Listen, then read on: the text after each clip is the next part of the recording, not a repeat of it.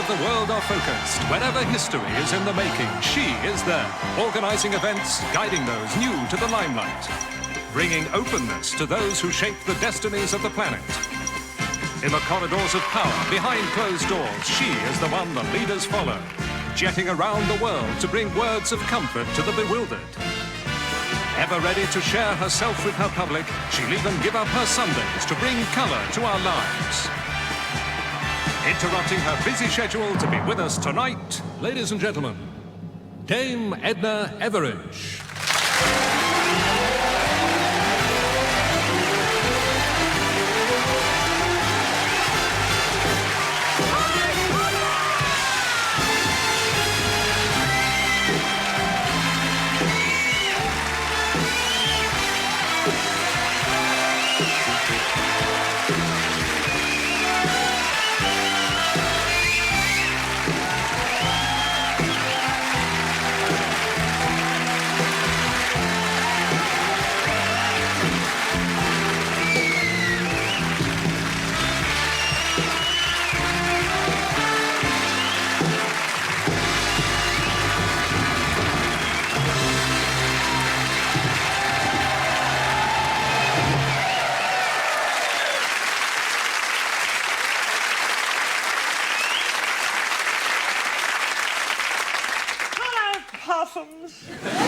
I'm a very moved old megastar tonight. The first of my little series of the Dame Edna experience. And what an experience it's going to be for all of us.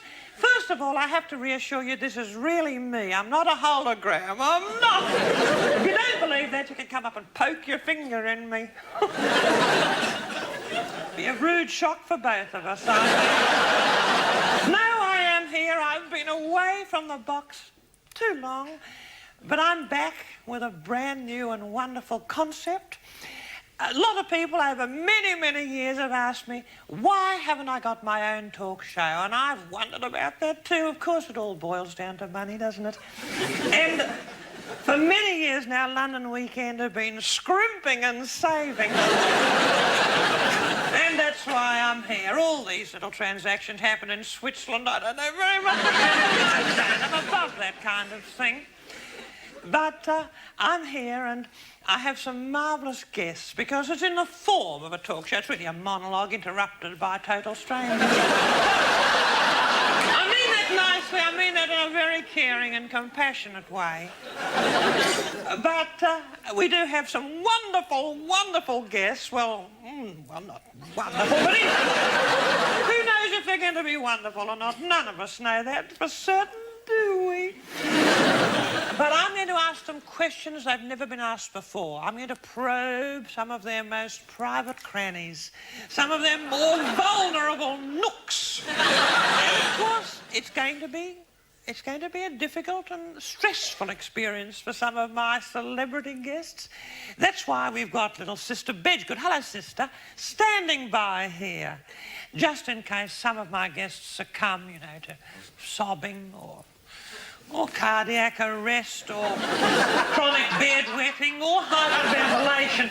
And you're marvellous. She's there standing by. She gives very good mouth-to-mouth resuscitation. I'm going to tell you who our guests are in reverse alphabetical order. First of all, of course, a lovely little friend of mine, Mary Whitehouse, followed by Dr. Kurt Waldheim. Isn't that exciting? Cliff Richard and Sean Connery. How about that?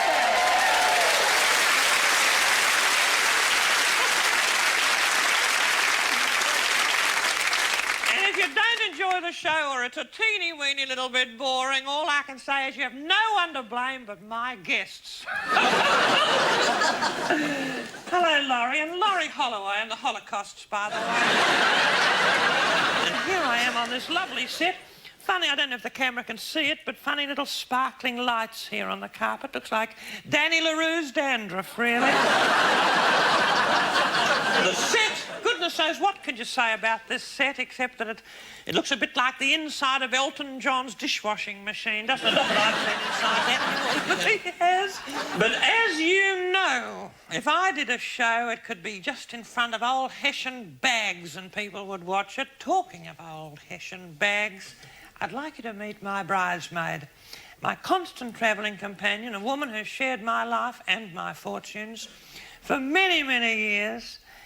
Madge, Mrs. Douglas, Allsop. Come on, Madge. No music. No music, Madge. Madge, please, back that way. Don't use the guest staircase, please, Madge. Down those stairs, the staff stairs.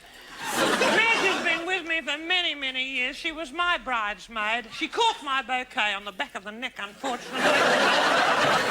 And she's been hanging around my neck like an albatross for many, many years. Makes me feel like the ancient mariner. Come on, Allsop. This way, darling. Don't sit over there. Sit on your camp chair, darling. And you can make yourself useful. You can empty ashtrays, bring people glasses of water, and don't ask for autographs immediately. Make yourself comfortable. Gorgeous. Without any further ado, I'd like to introduce my first wonderful celebrity guest, a most misunderstood mite, a woman who's championed morality fearlessly in the face of cynicism and smut for many, many years, a dear little friend of mine, Mary Whitehouse!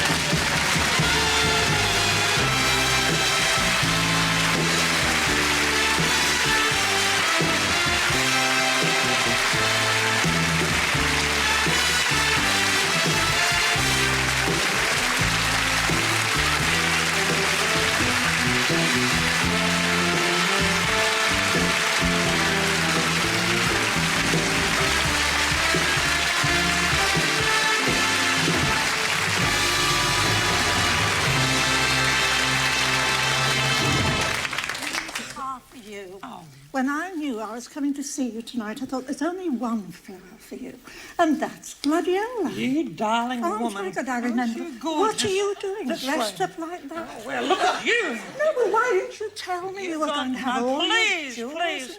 I can see you've come straight from work, Of Mary. course. You sit down, you darling. You sit in the hot seat. There it is. The hot Here you are, seat, Madge. she You look says. after these, will you, darling? Oh, just make yourself comfortable, I am. Mary. How are those butterfly specs of yours? They're lovely. I noticed you've copied me from time to time in the face furniture I department. grew out of those a long time ago. Oh, did you? Oh, yes, much more modern these days. I love those glasses, and Oh, you I didn't realise the National Health had such a range. I don't want to ask the obvious questions of you. No. I don't want to bring up the subject of sex and violence. You must get sick of it, darling, because there is another Mary Whitehouse. Not just this crusader against porn. There is another person, and so I don't want to discuss that side of your work. I'm sorry, but I don't. Edna. I do not, woman. But I want to ask you something. I've known all these years how concerned you are about sex and violence and such like and bad language on the television. And I thought to myself, when I had my 77th birthday last week, I thought, now, who is there who could really take on this great work? And I suddenly thought about you.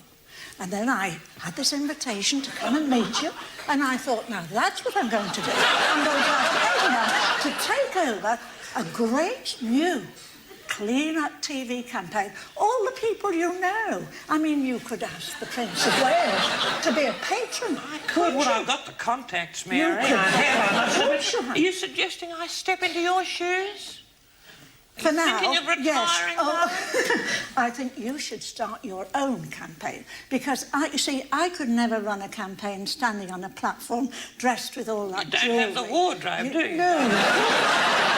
You've got to start a campaign for all these great and famous and wealthy people. You see, all I've got are plastic earrings. I've got none of this jewellery. Actually, if you I bet you've got a bit stashed away. I'll tell you what, Edna, if you did start a campaign, you'd have to sell all that lot to get the funds to run the campaign with, unless some of these wealthy people would Put their hands I'm in beginning their to feel pockets. like a guest on the Mary Whitehouse. And I was warned this might happen. But what I want to ask you is this, and it is a little bit... It's to do with something that crops up in all families, and it happened in mine when my little ones were scuttling around the home back in Australia. I'm an Australian, incidentally. Yeah.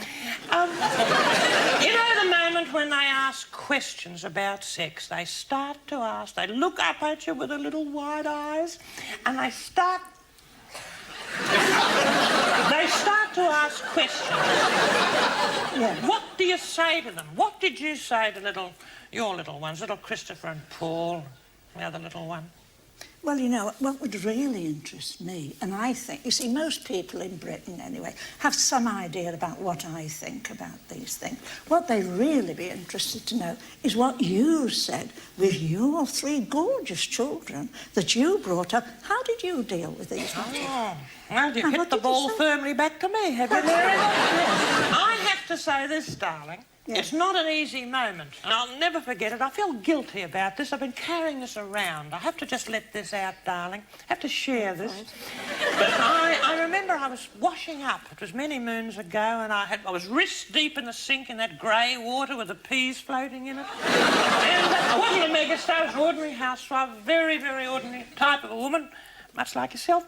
And I was standing there, and I heard a little voice saying, I looked around and a little face looking up at me, and he said, how are babies really made? You know, this particular member of my family, I should say, was my husband.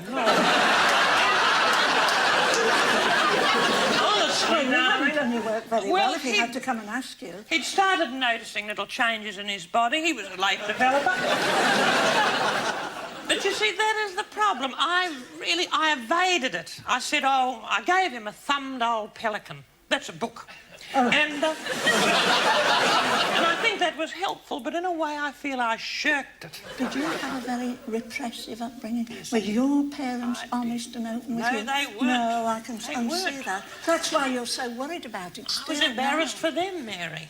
Were you? You sound like the advocate of permissiveness at the moment, darling. Perhaps I could step into your shoes. Your little husband out there, you've got a very happy... Well, he's not so little, but you've got a long and successful marriage, Mary. What's the secret of it, darling? You don't know. Well, I think I do. Well, you tell me, because you know, I've had it, haven't I, and got it. I mean, I've got a successful marriage. You have a successful marriage, and your husband is here. That's right. Smiling from ear to ear in the studio. He's gorgeous, but darling, do you find there's something you can do together? I mean, apart from sharing, do you garden together? Do you spend much time in your lovely garden? Do we spend much time together in the garden, dear? We do. We're very fond of gardening. I think so. I love it when I get a chance, but I lead this jet-set existence. Well, that's you choose to lead. It's no good blaming other people for your jet-set existence. Blaming anyone, Mary. Oh, I see. If you want to do a bit of gardening, you can come and garden in my garden. I'd love to. I brought you. Have you? Oh, some you never lady have. bulbs. Oh, isn't that lovely? And you whatever made you heal them down in your pretty little garden near Do you know the right way up for gladiola? No. They're a bit tricky. I believe so, and something I do know about them because I looked them up. I read on the back of the packet. They are self-pollinating. And they are... So you wouldn't have any problems about putting They're bisexual hermaphrodites, Gladys. So have a bucket of cold water ready. There they are. I would have a So what's this? Mary Whitehouse.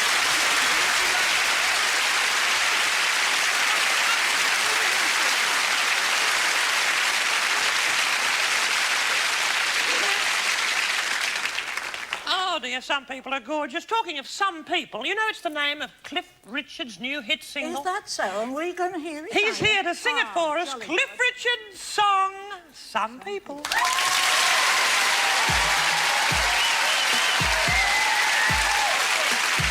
Some people, they tease one another, take pride in themselves, keeping the other one down.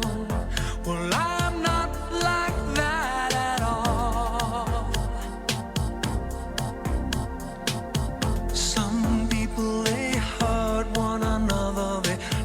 love to see hurt in the other one's eyes. Well, I'm not like that at all. Some people are born for each other. They love to walk, holding the other one's hand. They always understand.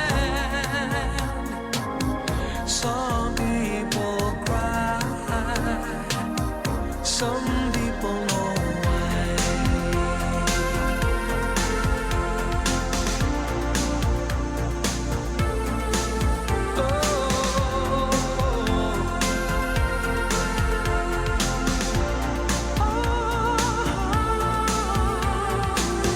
Some people, they use one another so aimlessly, not like lovers do. Well, I'm not like that at all. Some people, they long for each other. They love to talk, holding the other one's hand. They always understand. Some people cry, some people know why. With a word unspoken, with a voice unheard, when a thought is broken by a tender word, when a heart is moved, when a heart is thrown, the silence tells you you're not alone. Some people are born for each other. They love to walk, holding the other one's hand. They always understand. And some people cry, some people know why.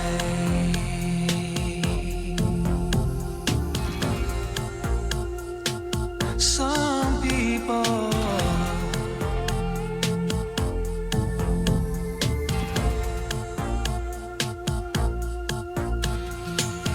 Some people are born for each other. They love to walk, holding the other one. Some people, they long for each other. They love to talk, holding the other one. Some people are born for each other. They love to walk, holding the other one.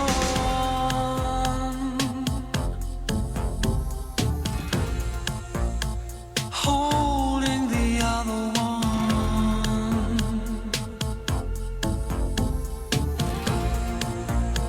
Holding each other.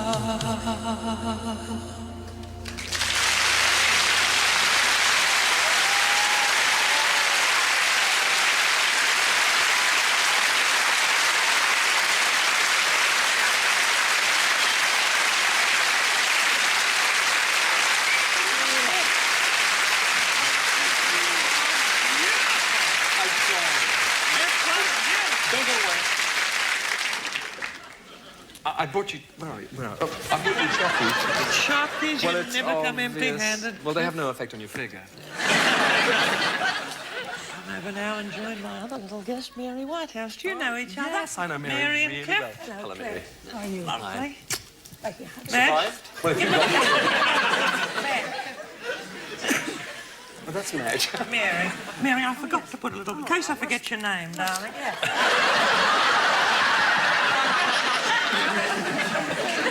And Cliff's woman, the badge Madge, the badge. Darling, I don't want to mix you up with Kurt Valtheim. Not that that'd happen. Sit down, my dear boy. Thank you. Well, I was talking to Mary, when I could get a word in, about... It's a beautiful frock of mine. I was talking to Mary about permissiveness and that type of thing. And the type of people you could get on a show. Luckily, this is going to be squeaky clean, this show. You're clean, Mary, and you're squeaky, aren't you, really? In a lovely way. But this set, you might have noticed, it's a state-of-the-art minefield of technology.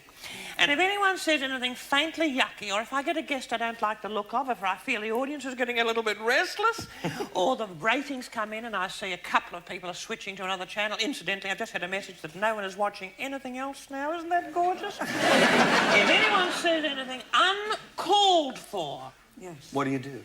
Eject them. Now, I've got special things. I want you... I must be very... It's true. Now, you're in the hot seat, my darling Clifford. I insist on calling you by your extended name. I don't like abbreviations. I want you to do something you would have never done before, and you have to plug your ears, Mary. I want you to say something. This is just an experiment. I want you to say something... something degrading. Something... I want you to say a word. One of the vilest... foulest words you could possibly think of. I want you to dredge the sewers of your imagination.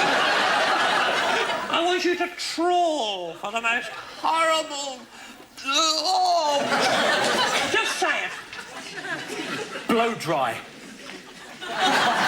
Hate that word.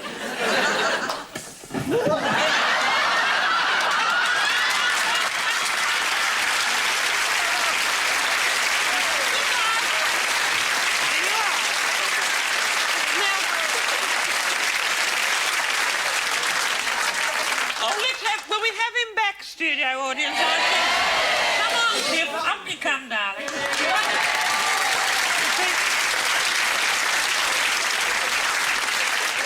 All I say is, don't say it again. Blow that. See, now, I want to say to you, first of all, and I said to Mary, I'm not going to ask the kind of questions that must bore you to death. You know those questions you hear and you say, boring. I'm not going to do that. How tired you must be about how do you keep young, why haven't you tied the knot? Except I must ask you this.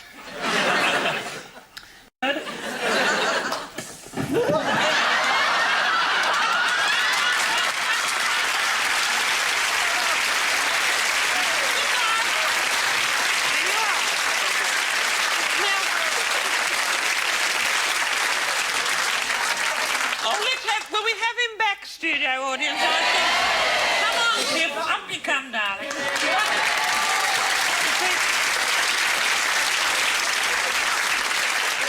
All I say is, don't say it again. Blow that. See, now, I want to say to you, first of all, and I said to Mary, I'm not going to ask the kind of questions that must bore you to death. You know those questions you hear and you say, boring. I'm not going to do that. How tired you must be about how do you keep young, why haven't you tied the knot? Except I must ask you this. You admire the fairer sex. Which women in the world at the moment, or in history, do you admire the most? Women in the world. Women in the world. Farrah Fawcett Majors.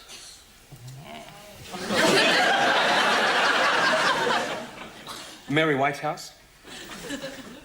I mean, Dame Edna. Oh, don't be flattering will get you everywhere. I know. I don't want this chair to go again. No, I'll keep my hand hovering there. And by the way, if you notice my hand fluttering in this direction while other people are on, you'll know, perhaps...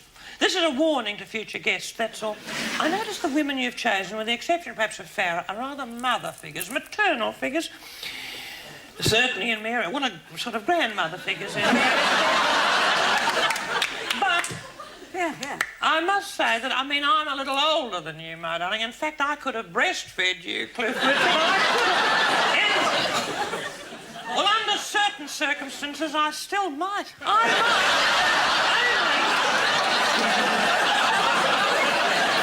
My might. mother warned me about you. I would, but you must be getting a lot of groupies. You must get a lot of cliffhangers, as I like to say. Because you are gorgeous. Do you mind? I mean, do you mind being recognised, Cliff? No, I don't really. I must admit, sometimes it can be a little bit of a pain. I mean, the thing is, I think not to get disguised. Because, I mean, I have tried that. What did you do? What disguise did you adopt? I put on a pair of You know those pre-war brass glasses? I put on a cheese cutter cap. I don't, but Mary would know about that. And an old rain Mac, and when I went outside the theatre, someone said, "Good night, Cliff," and I thought, oh. I would rather be recognised looking cool, you know. Well, you do look cool in those pyjamas, Cliff.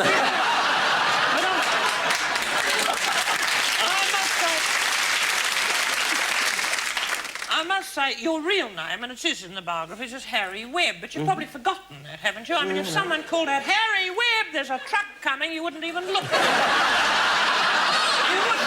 I think I might. I must say, I get around in disguise sometimes with a little headscarf the Queen gave me. And, you dress up as a kind of older version of me sometimes, don't you, Mary?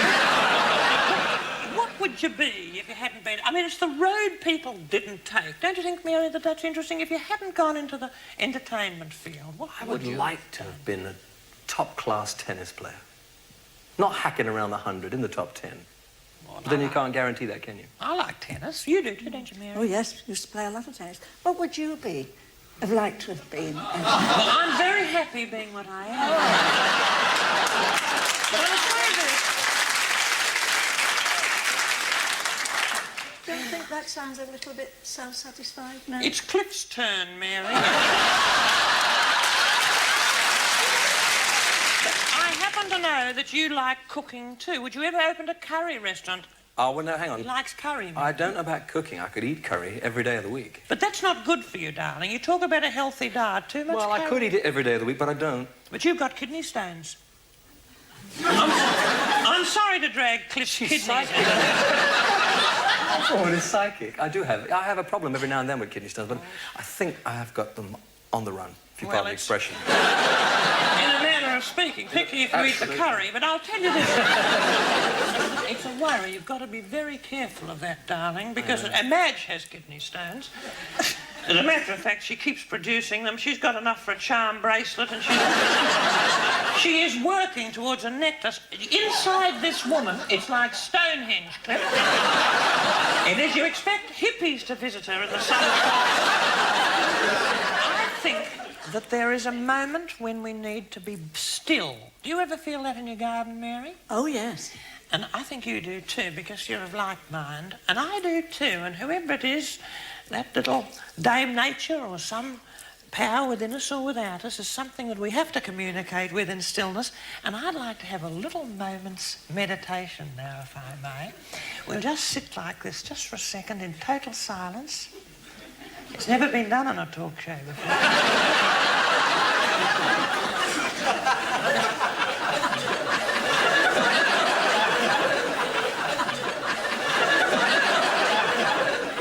Will you tell us when we can talk again? Isn't it funny to think people switching over from other channels will think they've pressed the pause button? I think that's enough. Yeah. More than... I'm going to talk to you a little bit more, my darling Clifford, in a second. But my next guest, and I'm very excited about having him on the show, is an exotic person, a controversial person, a doctor. He is the President of the Republic of Austria, and I'd like a very warm hand for Dr. Kurt Waldheim.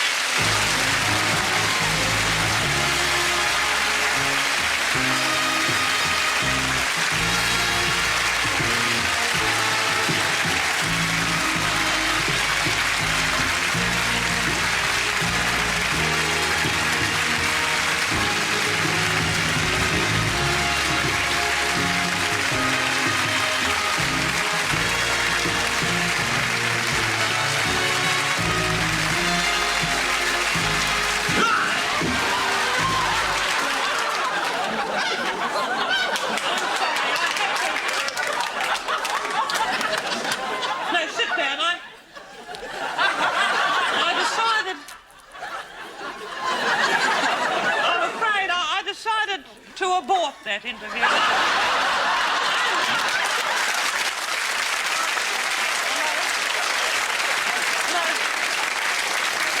No, he's all right.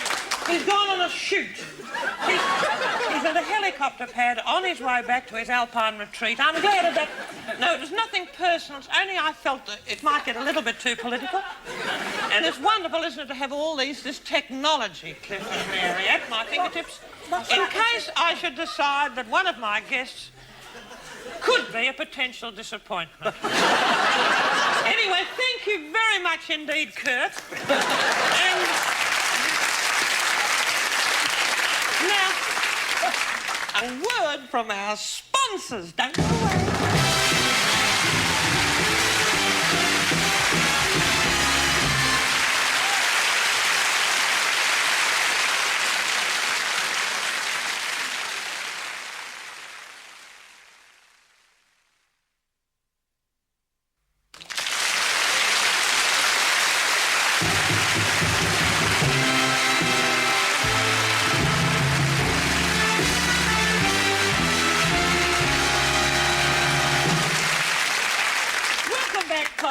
To the Dame Edna experience. I'm having a ball, and I know you are.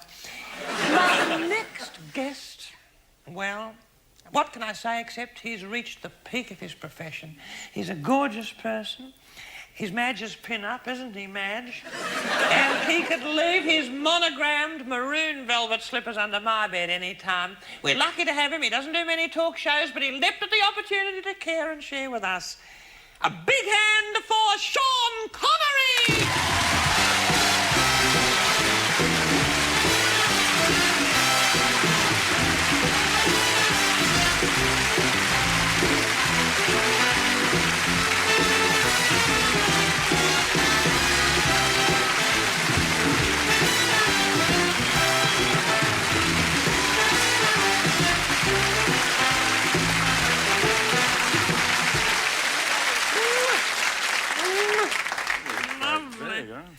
Well, you're good. What have you brought? Oh, this is for you. I'm sorry. You stopped by the off-licence and bought me a little bottle of Hungarian red. You darling, thank you. You make your way to my set. May I introduce Sean Connery? Mrs. Mary Whitehouse, Sean. How do you do? How are you doing? Cliff Richard. Hi, Sean. Lovely. Sit The here, hot Sean. seat for you, darling. Thank Madge. you. My bridesmaid, Madge Alsop. All right.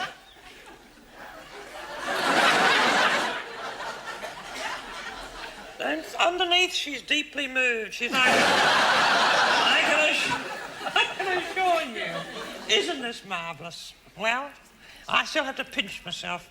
I must say this. I'm not going to bore you, my darling. I wouldn't invite you from whatever little foreign place you've jetted in from. I wouldn't invite you onto my show if I were going to subject you, too, to the old conventional questions. You know, about that little... Oh, give me the badge to put on him, for goodness sake, will you? I just have to put this on. I'm just... There. I wouldn't... Oh, I'm sorry, it's Kurt.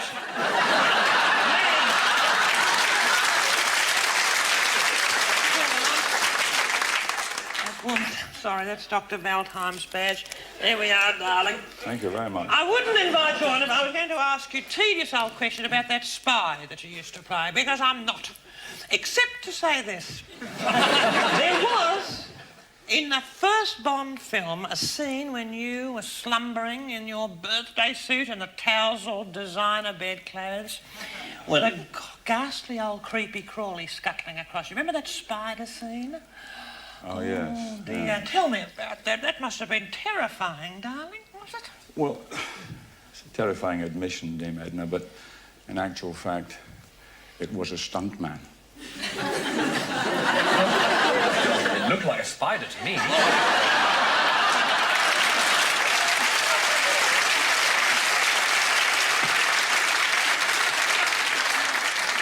How did the stuntman get into that spider costume? Legs first. I'd like to know a little bit about your origins. You know, you weren't always a megastar. You began very humbly, I'm told. May we hear a little bit about those early humble years?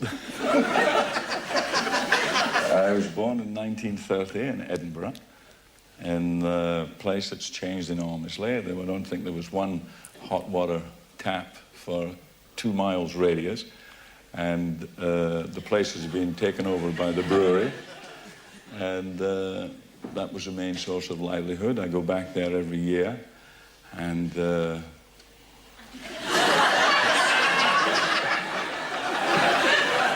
well, I'm thrilled to be here, and if I had...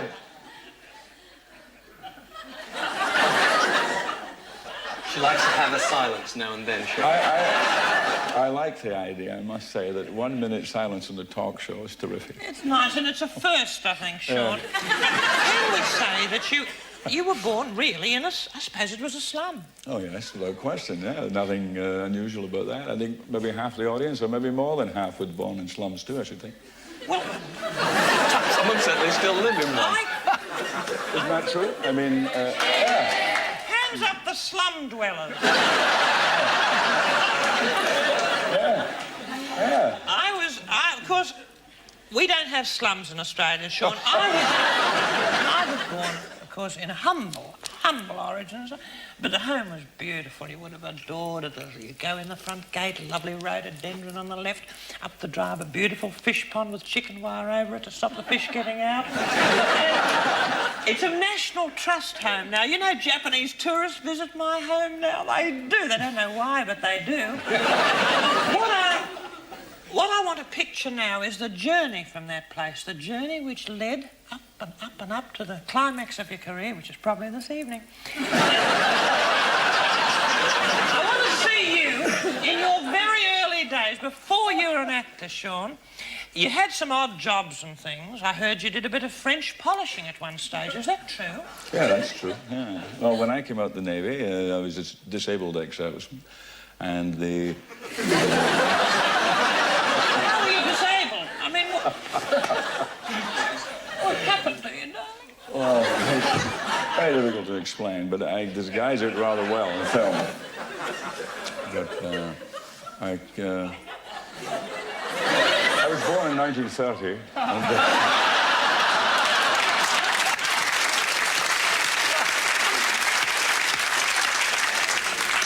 my spies informed me that you did something for the arts. Do you know what I'm referring to?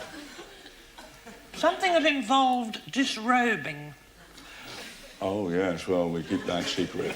I don't... Well, for this show, I'm afraid I have to probe deep. You did take your clothes off in front of a group of women. Now, this is nothing to worry you, Mary, because it was wholesome. That's true, actually. You're very well informed. Tell us a little bit about that, please, Sean. Just don't sit Please back. tell us about that. I was a model at the Art College in Edinburgh. A model? Mm-hmm. Did you have to take all your clothes off? Yes, all my clothes, but I was allowed to wear A G-spot. a cover thing. A little... Oh, well, I'm glad to hear that. And did the women crowd towards you with their 4 Bs poised? There were. They're 4 Bs, it's a pencil.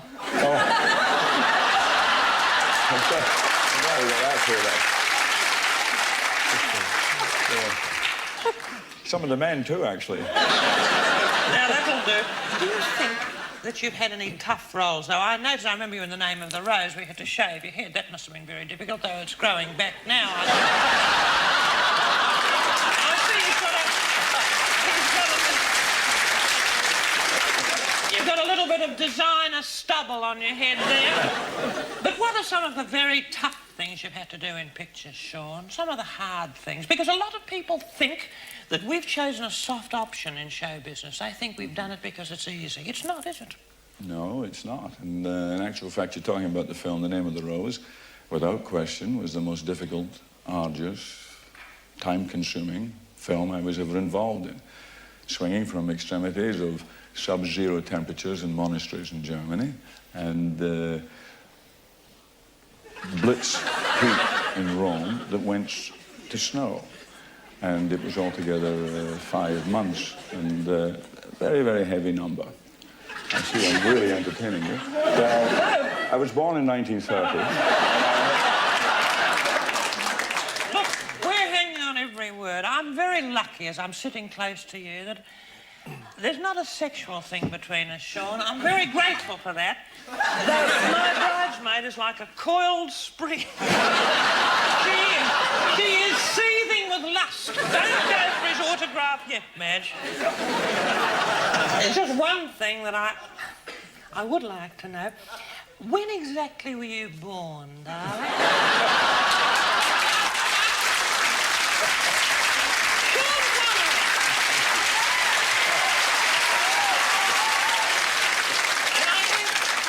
I think the bottom line, Sean Connery, Mary Whitehouse, Cliff Richard, is Kurt Waldheim, is growing old gracefully. And this show, they tell me, is growing old rather gracefully, too. So I think it's time we sang our duet, darling. Duet? Didn't anyone tell you? No. Mary, will you sing with me, darling? Ask my husband. I haven't got a singing voice. Well, it looks as though the person I should be singing a duet with is that little man who does sing for a living anyway, Cliff. How about it, darling? What can I say? I feel a duet coming on. See you in a minute.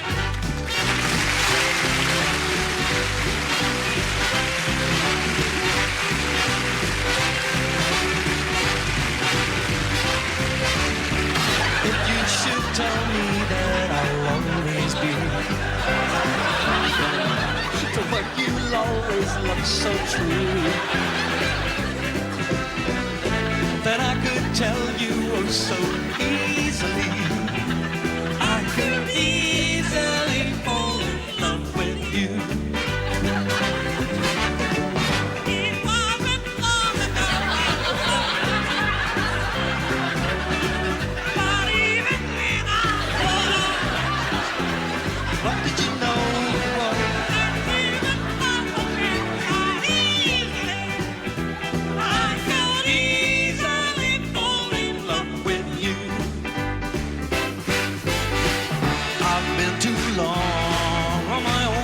Now